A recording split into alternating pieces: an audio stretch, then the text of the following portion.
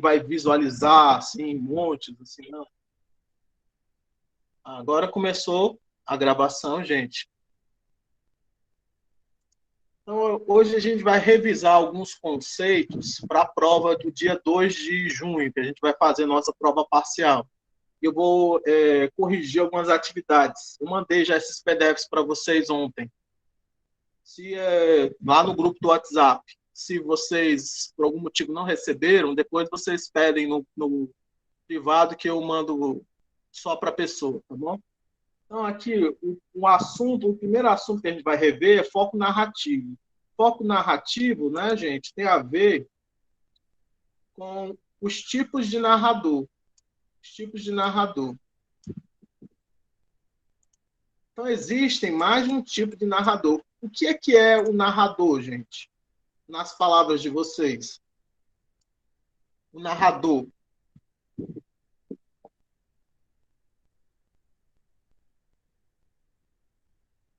Que vocês, como é que vocês, nas palavras de vocês, diriam que é o que é o narrador? O ventilador está fazendo barulho, gente?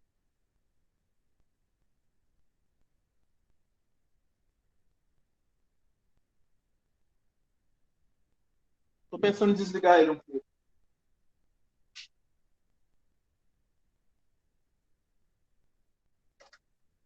Pronto, vou continuar. O que é o narrador, gente? Primeiro de tudo, vocês têm que entender que o narrador não é bem uma pessoa. Quando a gente fala do narrador, a gente está falando assim da linguagem, de como no texto as palavras elas estão assim organizadas, né, para poder passar uma mensagem. E aí o que acontece é que quando no texto as palavras estão organizadas de uma maneira para contar uma história, você tem assim uma caracterização às vezes através dessas palavras. E você tem assim níveis diferentes dessa caracterização. Então, um desses níveis seria essa figura do narrador. E você tem um outro nível que é a figura do personagem. Então, são níveis diferentes. O narrador está num nível diferente do personagem. Às vezes, o narrador, ele se coloca no mesmo nível do personagem, e às vezes ele é um personagem. Então, às vezes há essa interação. Vamos ver aqui como é que isso se dá. O narrador é a voz escolhida pelo autor para relatar os acontecimentos em uma narrativa de ficção. Então, aqui temos várias palavras, né? Tipo autor, relatar, acontecimentos, muitas coisas, né? Voz, narrativa, ficção, todas palavras que têm um significado muito pesado. Então, por exemplo, voz. Quando a gente diz voz, e a gente não está falando, não é do som.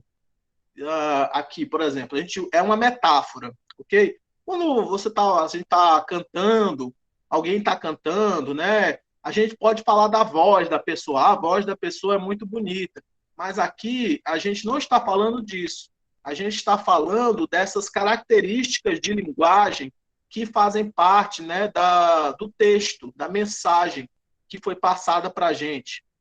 Então, essas características, né, assim, como a gente pode interpretar, o como a gente pode assim julgar aquela mensagem, né, aquela parte da mensagem, né, é que o que a gente chama de voz. Então a gente pega ali trechos de texto e diz assim, isso aqui é uma voz.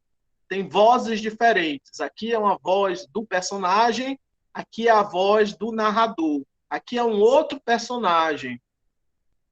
E aí, às vezes, tipo, a gente pode dizer assim, olha, esse personagem aqui é o protagonista, esse aqui é o antagonista, esse aqui representa os valores positivos e aqui representa os valores negativos.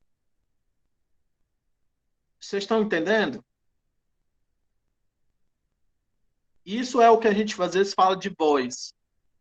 E às vezes a gente fala às vezes de discurso direto, de discurso indireto e discurso indireto livre, quando a voz do narrador se mistura com a do personagem, né? Então, quando a gente diz o discurso direto, o narrador dá oportunidade para o personagem falar. Então, o personagem fala e aparece entre aspas, ou usando travessão. E aí, no discurso indireto, o narrador conta o que o personagem falou, mas dentro das suas próprias palavras. Então, ele vai dizer assim, então, no discurso direto, assim, a menina disse, entre aspas, oi. Ou então, dois pontos, travessão, embaixo, outro parágrafo, oi. Então, mas é isso... a menina disse, oi, como você está? Então, isso é discurso direto. O discurso indireto seria: a menina cumprimentou e perguntou como a outra pessoa estava. Isso é indireto.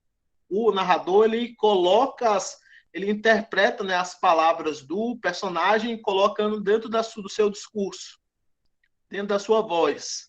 E um discurso indireto livre é quando, às vezes, o narrador está falando e, às vezes, a fala do narrador se mistura com os pensamentos do personagem, quase como se fosse um discurso direto. E aí você não tem, assim, a marcação de aspas, né? Não tem marcação de travessão, tudo está meio misturado. Isso é um discurso indireto livre. E é o mais difícil de fazer, e não, a gente não vai estudar isso hoje, mas numa outra oportunidade a gente vê. Relatar tem a ver com contar. Só que normalmente quando a gente fala relatar, a gente fala assim, contar fatos, contar coisas que realmente aconteceram. Então, relato normalmente é baseado em fatos reais. Acontecimentos, né, não são coisas que houve mudanças na realidade, né? A situação inicial era e depois ela mudou para uma situação final diferente, um acontecimento, mudou a realidade.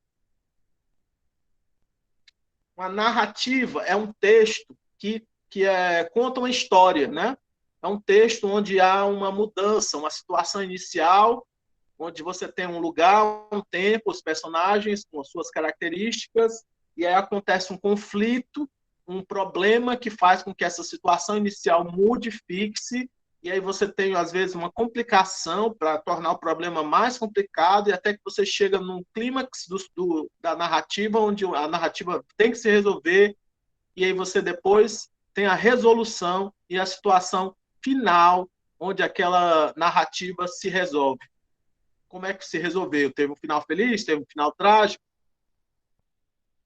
E aí, ficção tem a ver com você criar, né, com a fantasia, né, mundos possíveis, assim, coisas que não aconteceram, mas poderiam ter acontecido, e nos permitem imaginar mundos diferentes, né?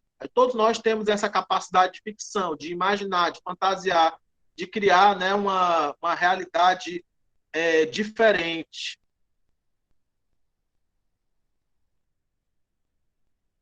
E a ficção, ela contribui para isso, né? Os filmes, as novelas, os livros, romances, os contos, as crônicas também, às vezes tem muita ficção também. Então, esses acontecimentos, né, são apresentados a partir de um ponto de vista. Essa palavra é importante, ponto de vista. Em inglês, é point of view. E aí, às vezes, você encontra uma sigla assim, P-O-V, POV. Vocês já viram alguma vez? Mas é uma palavra importante, assim, uma sigla importante quando se está falando de tipo de narrador. POV, ponto de vista, que é chamado de foco narrativo. Então, aqui, olha, às vezes, o POV, o ponto de vista, também é chamado de foco narrativo. Isso quando a gente está fazendo uma discussão sobre textos da literatura, né, textos de ficção. Então, a gente fala disso, de ponto de vista, de foco narrativo. Dependendo do foco narrativo, o resultado é diferente, pois criam-se histórias que são mais confiáveis ou menos confiáveis. Menos confiáveis tem a ver com assim, você não acreditar se aquilo ali aconteceu de verdade ou não. Porque, às vezes, quando você tem um narrador que ele pode estar mentindo, mentindo no sentido de que ele se contradiz, ou ele não sabe direito o que é que aconteceu, e ele conta da melhor forma que ele pode. Então, você tem níveis de conhecimento diferentes. Às vezes, o narrador ele não vai apresentar uma credibilidade completa, né? Ou histórias que podem valorizar elementos internos ou externos dos personagens, entre muitos outros efeitos. Então, os elementos internos são o quê? São os pensamentos, são as fantasias, os sentimentos. O que são os elementos externos aos personagens? É a realidade, né? Os objetos, aquilo que é objetivo. Então, aquilo que é interno é subjetivo, e aquilo que é externo, normalmente, a gente considera objetivo, né? Você não consegue alterar a realidade só assim com a vontade, assim, tipo, eu quero que aquela parede não exista, a parede não existe. Não, não pode. Vocês estão entendendo? Qual é a diferença entre esses elementos internos e externos? Mas é claro que a gente está falando tudo de uma história. Então, tudo a gente está falando de linguagem. Quando a gente recria a realidade de alguma maneira através da linguagem, a gente às vezes descreve, né, a realidade de uma maneira que torne aquela realidade verossímil, acreditável. Verossímil é aquilo que você pode acreditar, aquilo que você pode considerar como verdade, né? Então, tem a ver com a verossimilhança, aquilo que parece verdade e com a veredicção, o dizer verdadeiro.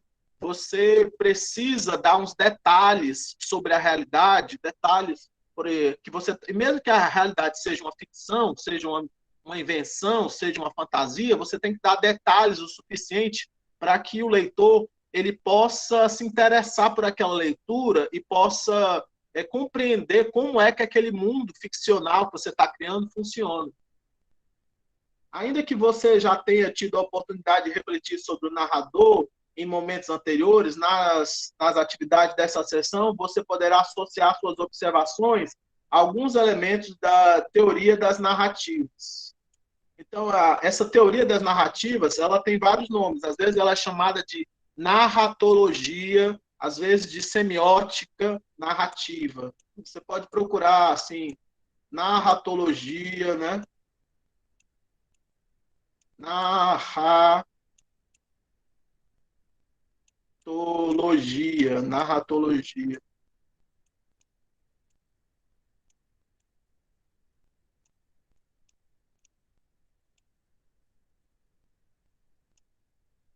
Então, aqui, por exemplo, um dos outros nomes para essa teoria das narrativas é narratologia. Então, vocês têm vários autores que são importantes, né? Como, por exemplo, Humberto Eco, ou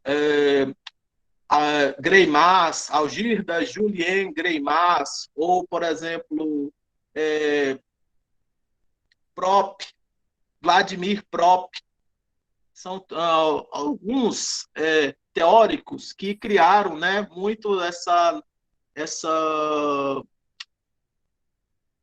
teoria das narrativas, né? Agora, Maria Eduarda chegou.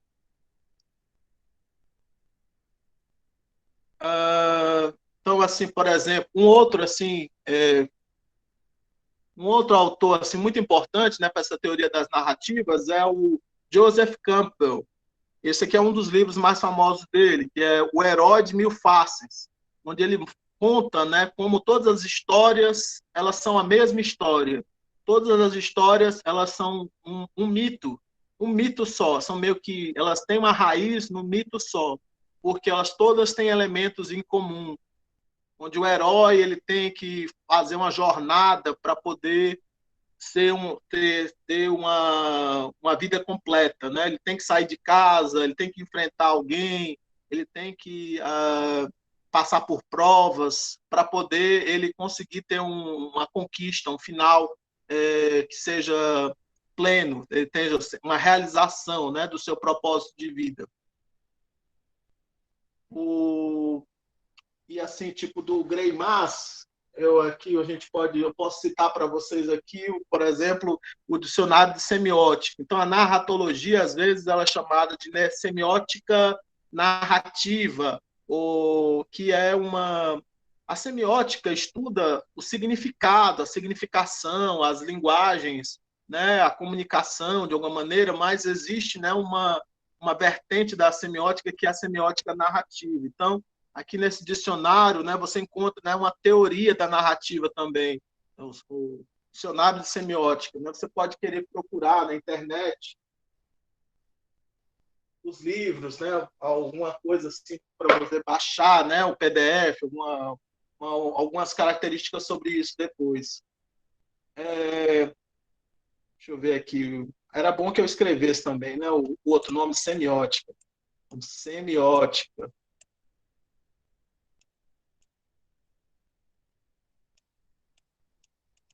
Semiótica.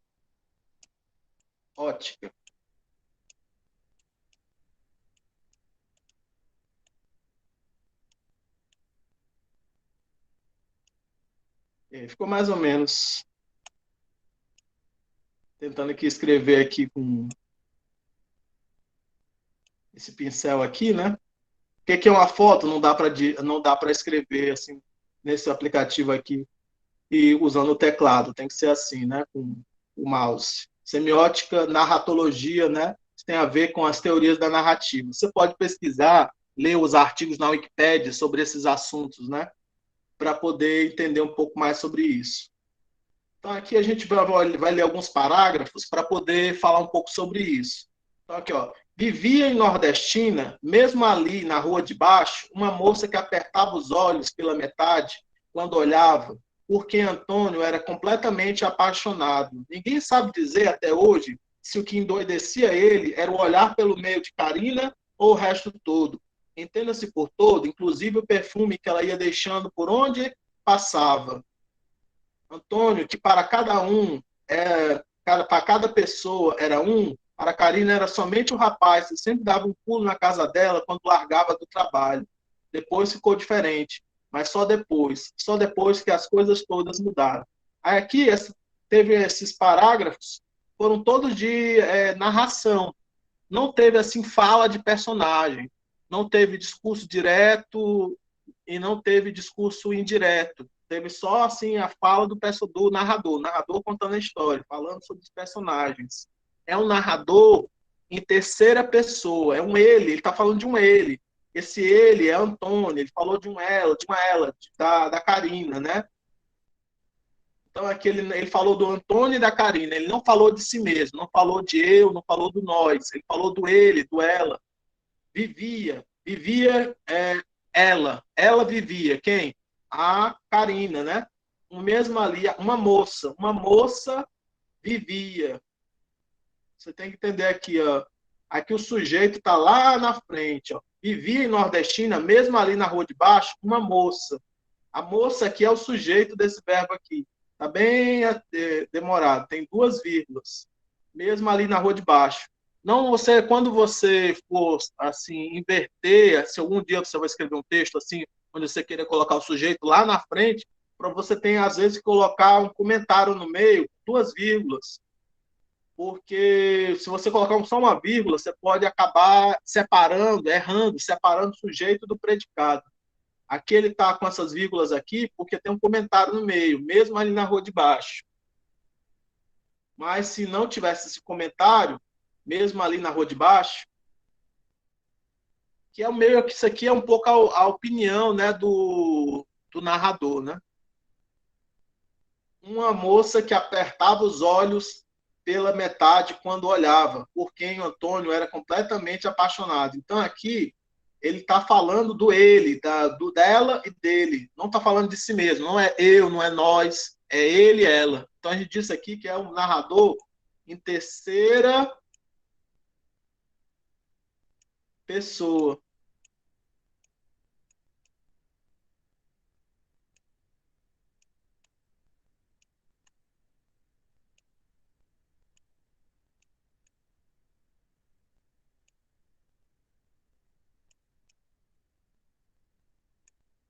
É o ele, está falando dele, dela, deles, delas.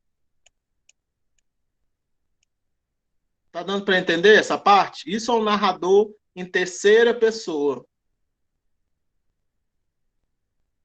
Aí aqui perguntou: o narrador é um personagem da história? Não. Para ele ser um personagem da história, ele teria que falar em primeira pessoa. Eu fiz isso, eu fiz aquilo, eu amava a Karina, eu morava ali na rua de baixo. Se fosse a Karina, se fosse que estivesse narrando, ou se fosse o Antônio que estivesse narrando, né? Aí você, para você perceber se ele era personagem da história, ele teria que usar a primeira pessoa. Nós fizemos isso. Em que pessoa está sendo narrada feita a narração? Na terceira pessoa. Ele, ela. É por isso, é possível dizer que o narrador conhece os eventos futuros em relação ao tempo que está contando? Justifique sua resposta. Sim, o narrador conhece o futuro, já que afirma que posteriormente as coisas todas mudaram em Nordestina. Então ele conhece o futuro. Que sentimentos os personagens são revelados no trecho? O narrador revela que Antônio era apaixonado por Karina e que ela não dava grande importância a ele. Os conhecimentos do narrador são os mesmos de Antônio e de Karina ou são maiores que os dos personagens? Justifique. São maiores, porque ele conhece os sentimentos de ambos. Esse narrador aqui desse texto é o que a gente chama de narrador onisciente. Ele sabe tudo, ele consegue falar do futuro, do passado, consegue falar dos pensamentos, dos sentimentos dos personagens. Esse narrador que a gente chama de onisciente. Onisciente. Sabe tudo. É isso que significa onisciente.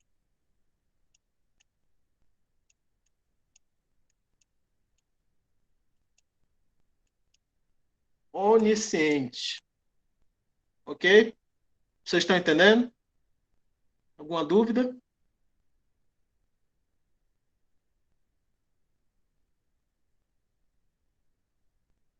Continuando.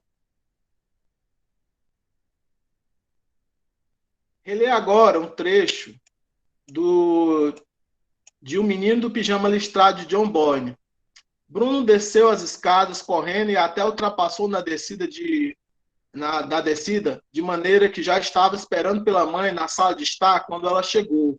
Ele observou-a sem dizer nada por um momento e pensou consigo que ela não devia ter aplicado corretamente a maquiagem naquela manhã, pois as órbitas dos olhos estavam mais avermelhadas do que de costume. Como seus olhos ficavam quando ele criava confusão e se metia em encrenca, acabando chorando. Aqui também está uma narração em terceira pessoa. Está falando que tem um ele, né? Está falando do Bruno, né? Esse ele aqui é o Bruno. Só que ele não está entrando muito nos outros personagens, né? Na descrição dos outros personagens. Ele está aqui é uma narração que é tipo que a gente pode chamar de POV, o ponto de vista, point of view, POV. E o ponto de vista aqui é de quem? É da mãe ou do Bruno? Quem é o ponto de vista?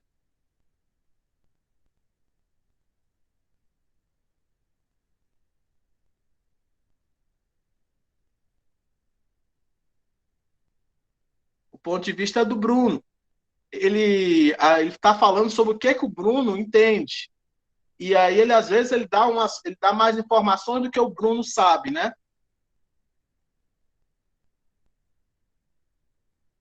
Em que pessoa está sendo feita a narração? Justifique sua resposta. Na terceira pessoa, como indicam os verbos e também os pronomes, né? O que o leitor deve concluir sobre a aparência dos olhos da mãe de Bruno? Deve concluir que a personagem havia chorado. O menino chega a essa mesma conclusão, justifique. Não, ele imaginou que ocorrera um erro na aplicação da maquiagem. O que leva o leitor a deduzir que a mãe de Bruno havia chorado? O fato de que se compara o aspecto dos olhos da mãe de Bruno ao aspecto dos olhos do próprio Bruno quando ele chora. Então, aqui é como se o Bruno suspeitasse que a mãe estivesse chorando, mas ele não chega a essa conclusão, porque ele é muito inocente. Então, o narrador ele tenta, ele dá umas pistas do que está acontecendo, mas ele mostra a inocência do Bruno, que o Bruno não consegue chegar à conclusão. Ele junta todas as informações, mas não consegue chegar à conclusão de que a mãe estava chorando. Mas a gente, como leitor, que estamos de fora, né? A gente diz, ela estava chorando, Bruno, você não está vendo, não entendeu? Como é que você não entende? Você não compreende? Vocês estão entendendo? E a gente diz, olha, não, o Bruno é muito inocente, não entende nada. A gente, de fora, tem esse suspense, esse sentimento, né? Que é criado pela narrativa, pelo conhecimento limitado, né? Dos personagens. Então, muitas vezes se chama isso de POV, Point of View, em inglês, Point of, que se escreve O-F, View, V-I-E-W. Não sei se eu consigo escrever aqui.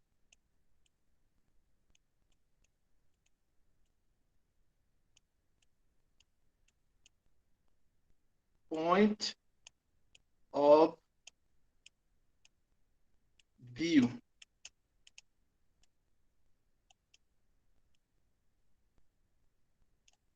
Ok? Isso aqui é um assunto importante para você. Muitas vezes os livros vão apresentar POV, vão apresentar ponto de vista. Um livro assim que é todo assim, ou uma série de livros que é todo assim, é As Crônicas de Gelo e Fogo, do R.R. Martin, o George R.R. Martin, como Guerra dos Tronos, que deu origem à série Game of Thrones. Então, cada capítulo desse livro vai pelo menos o prólogo é um prólogo, mas cada capítulo vai ter assim o nome de um personagem como o título, e ele vai seguir o ponto de vista daquele personagem. E cada personagem, às vezes, está num lugar diferente, numa cidade diferente, num continente diferente. Então, por exemplo, o primeiro livro começa com o prólogo, mas depois desse prólogo tem um capítulo com o personagem Bran. Então, o livro Guerra dos Tronos, a Guerra dos Tronos começa com Bran e termina com um capítulo sobre o ponto de vista da Daenerys. Eu espero que vocês conheçam os personagens. É bem interessante. Se onde vocês quiserem ler assim, os livros, eu mando o PDF. Deixa eu ver se eu tenho aqui. Ah, sim, eu tinha salvo aqui no computador o primeiro PDF, né? Aqui, ó, George R. Martin, A Guerra dos Tronos, As Crônicas de Gelo e Fogo, livro 1, né, da editora Leia. Aí aqui, por exemplo, começa com um prólogo, né? Que é uma história sobre alguns personagens que vão sair da história, porque todos morrem logo no começo. Mas depois desse prólogo, começa a história propriamente dita, e aí ela vai sendo dividida em capítulos que são intitulados pelo ponto de vista. E o ponto de vista aqui, o primeiro ponto de vista é o...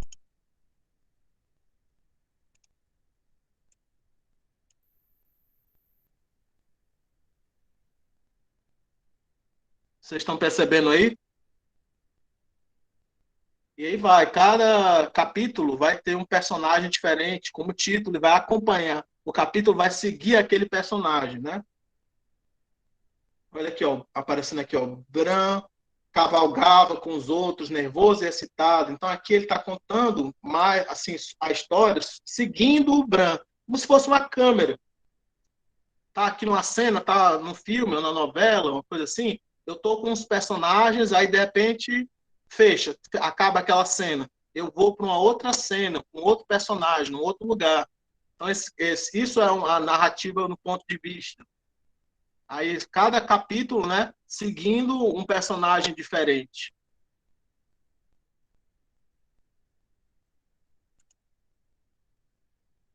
Aqui nesse livro, Bruno é o foco narrativo, o ponto de vista, o POV, o POV, POV, Point of View. Em que pessoa está sendo feita a narração? Justifique a sua resposta, né? Na terceira pessoa, né?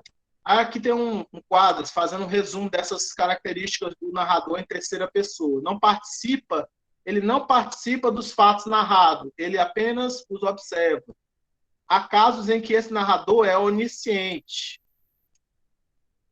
o que significa que conhece todos os fatos da história, além dos sentimentos, dos pensamentos dos personagens. É o que acontece nos capítulos do romance A Máquina. Em outras situações, ele apresenta a narrativa a partir de um ponto de vista, POV, limitado, ponto de vista limitado, a um ângulo, que pode ser, por exemplo, o seu de um personagem. No caso de O Menino do Pijama Listrado, o narrador apresenta aquilo que Bruno vê e pensa, embora dê algumas dicas do que o menino ainda não percebe. Tá dando para entender? Às vezes, às vezes a gente chama o narrador em terceira pessoa de narrador observador. E às vezes a gente chama o onisciente de um tipo de específico, né? E então a gente poderia acrescentar aqui também essa ideia de observador, chamar esse outro aqui de narrador observador, né? Não tem todo o conhecimento. Então haveria uma diferença entre o narrador observador e o narrador onisciente. Todos os dois seriam narradores em terceira pessoa, ou na verdade você teria um grande grupo de narradores observadores e dentro dele você teria alguns narradores que são oniscientes, sabem tudo, sabem o que vai acontecer no presente, no passado, no futuro. E aí ele já tem na cabeça já tudo que vai acontecer. Ele está contando, né? E às vezes ele dá o que a gente chama de avançada na história e faz um flash forward, fala o que vai acontecer no futuro. E às vezes faz uma atrasada, fala do passado, faz um flashback. Então todas essas palavras são da teoria da narrativa, né? Flash forward, flashback, né? E às vezes você começa a história pela metade, média res, para depois voltar a história para o começo e contar até o final. Às vezes você começa a história pelo fim, mas não do fim totalmente. Só está chegando no final, aí você volta lá, tá no clímax, aí você volta para o começo para depois contar a história toda naquele clímax para poder terminar a história, ter a resolução final. Continuando aqui. Aí aqui tinha um outro texto. Olha, leia agora o início do terceiro capítulo do romance 20 Mil Léguas Submarinas, de Júlio Verne, um criado fiel. Até receber o convite do secretário da Marinha, nem remotamente pensava em perseguir o Narval. Esse pensava aqui é um eu falando, mas não dá para perceber tão bem aqui, mas é um eu pensava. 3 segundos depois, sentia. Esse sentia também é um eu. Eu sentia. Que minha verdadeira... mas aqui, o que denota aqui que aqui é o eu? Quando aparece esse minha aqui mostra que aqui pensava que era eu, sentia que era eu, que tinha minha vocação verdadeira, livrar o mundo do monstro.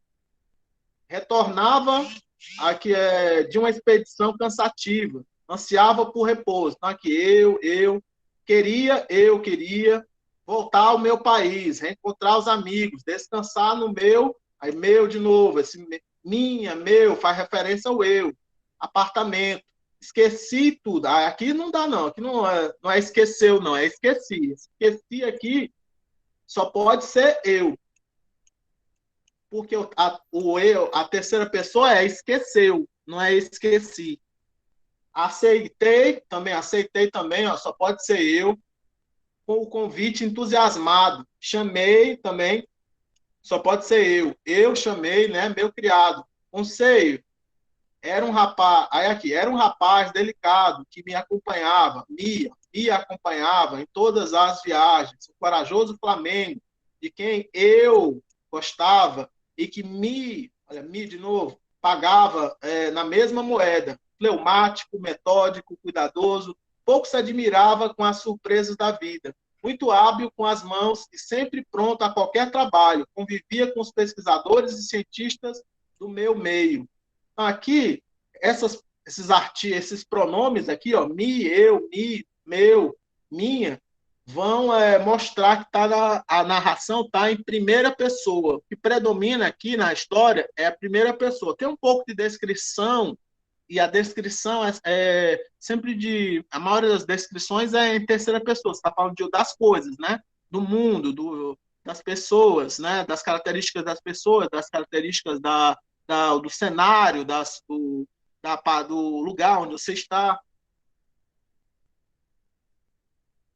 Mas aí a gente vê aqui, né, esses pronomes e esses verbos aqui que só podem ser interpretados como primeira pessoa, eu contando a história.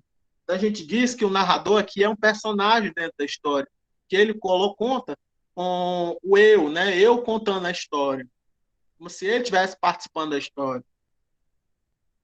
Que classe de palavras evidenciam que a narrativa é feita em primeira pessoa? Os verbos e os pronomes. É possível conhecer opiniões e sentimentos íntimos do narrador, que é também o protagonista da história? Justifique sua resposta.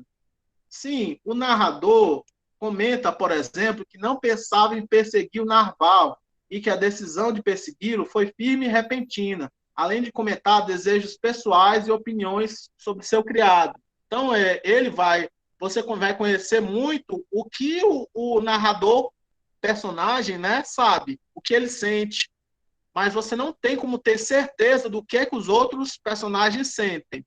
Você só pode saber o que é que ele acha que os outros personagens sentem. Por isso, ele é menos confiável do que o narrador em terceira pessoa, onisciente, por exemplo.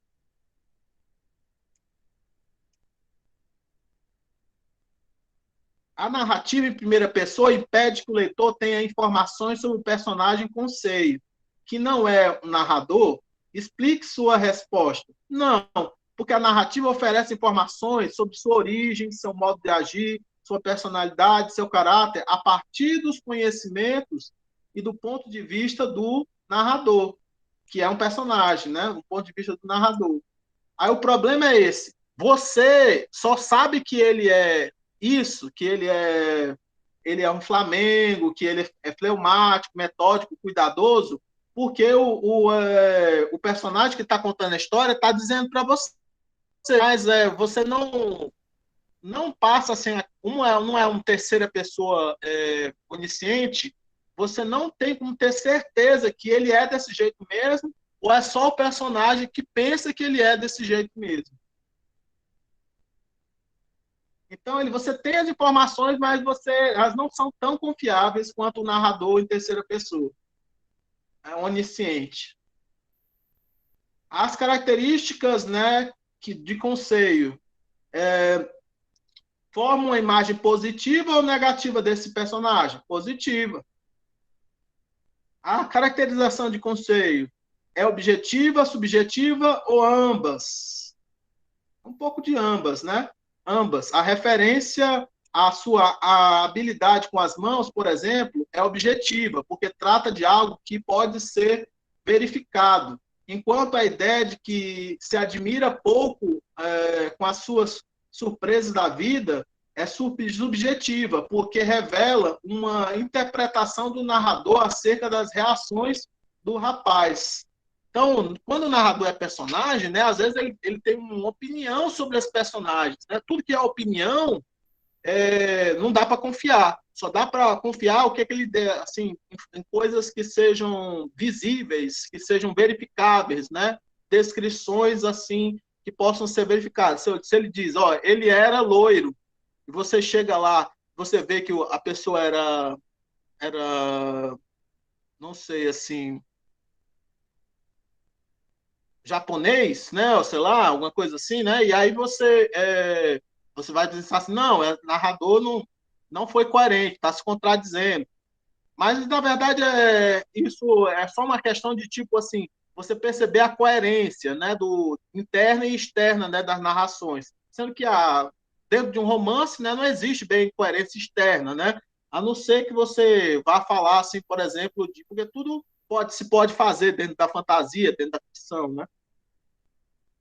Mas é interessante que vocês percebam essa questão de níveis de realidade. Então, quando você está fazendo uma narração em terceira pessoa, e onisciente, pá, você acredita mais em tudo que o narrador está dizendo. E já numa narração, o narrador personagem, você acredita menos no que o personagem está dizendo. Você duvida do que o personagem está dizendo. Você acha que o personagem pode estar mentindo. Você acha que o personagem pode, que o personagem narrador personagem pode estar inventando, aumentando a história, porque a gente sabe que as pessoas quando contam a história da sua própria vida, elas não contam às vezes o lado negativo das coisas, às vezes elas só contam o lado positivo. O narrador em primeira pessoa participa da história. Ele é um personagem, por isso seu campo de visão é parcial, limitado. Ele só pode contar o que viveu, pensou e sentiu, ou aquilo que soube pelo relato de alguém. Então, alguém pode contar a ele alguma coisa, ele contar, né, o que outra pessoa contou para ele. Não há acesso a todos os fatos, nem aos sentimentos. Nem aos fatos, nem aos sentimentos ou pensamentos dos demais personagens. Não tem. Não há, né? Não tem tudo isso. Além disso, parte do que conta é o fruto de uma interpretação pessoal. Portanto, a visão dos fatos é subjetiva. Então, interpretação pessoal tem a ver com uma visão subjetiva, né? Esse tipo de narrador divide-se em narrador protagonista e narrador testemunha. No romance 20 Mil Léguas Submarinas, o narrador é personagem principal. Por isso, trata-se de um caso de narrador protagonista. Se a história fosse contada pelo jovem conselho, o personagem secundário, haveria um narrador testemunha. Então, você tem, assim, nas narrativas, né, personagens protagonistas, personagens secundários. Quando o narrador, você tem um narrador personagem, que ele é um narrador, é o personagem principal, aí você tem o que a gente chama de narrador protagonista. E quando você tem um outro personagem que não é o principal, né, contando a história, você vai ter o que a gente chama de narrador testemunha. Então, por exemplo, se você for ler assim, Sherlock Holmes, quem conta as histórias, né, é o Watson, que é o personagem que está sempre ajudando o Sherlock Holmes, né? Então ele é o narrador testemunha do Sherlock Holmes. O próprio Sherlock Holmes não conta a sua própria história. Quem conta a história é o Watson, mas ele é um narrador. Os textos são contados, né, com a narração, narrador personagem, né? O narrador contando a história, né? Participando, né, da história lá e contando para a gente como é que ele vê, como é que ele interpreta, né, o que o Sherlock Holmes faz. Aí aqui a gente ficou com o tempo apertado, né?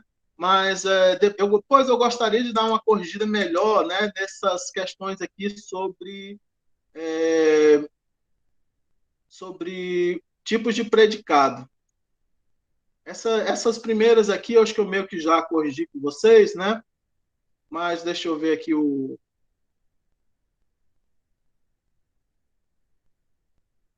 a gente podia ir lá aqui para pelo menos corrigir aqui uma das últimas, né? Só para rever aqui alguns conceitos, o predicado nominal tem como núcleo, o núcleo é a palavra mais importante, aquela que tem o significado mais importante, né, num grupo de palavras. O predicado nominal tem como núcleo uma característica do sujeito. Essa característica do sujeito, né, ela recebe o nome de predicativo do sujeito. Esse núcleo é conectado ao sujeito por um verbo de ligação. Então, aqui ele tem alguns verbos de ligação: parecer, ser, estar. Aqui, ó, verbos de ligação, ó. Ser, estar, parecer, permanecer, ficar, continuar, virar, tornar-se, viver e andar. Este último indicando estado. Então, você diz, ele anda triste, né? Você diz assim, ele anda triste. Então, você pode dizer, ele é triste, ele está triste, ele parece triste, ele permanece triste, ele fica triste, ele continua triste, ele vira triste. Vira triste não pode dizer tanto. Ele torna-se triste, ele vive triste, ele anda triste. Tudo isso vai ter predicado nominal, porque o mais importante não é o verbo de ligação, o mais importante é a característica, né? O predicativo do sujeito, que aqui é, por exemplo, triste, e aqui é, por exemplo, é gordo. Você parece gordo, você fica gordo, você continua gordo, você torna-se gordo, você vive gordo, você anda gordo. Então, o mais importante aqui é a qualidade, o que a gente chama em sintaxe de predicativo do sujeito, porque é uma qualidade que se liga ao sujeito por um verbo de ligação, que não é um verbo significativo. Os verbos significativos ou nocionais são verbos que expressam, né, uma ação ou um fenômeno da natureza, né? O verbo andar, por exemplo, ele expressa uma ação. Quando eu digo assim, ele andava na rua, então aí ele é significativo. Mas quando eu digo ele anda gordo, aí não estou dizendo que ele anda gordo. Não, eu estou dizendo que ele está permanecendo num determinado estado, e é o estado de estar gordo.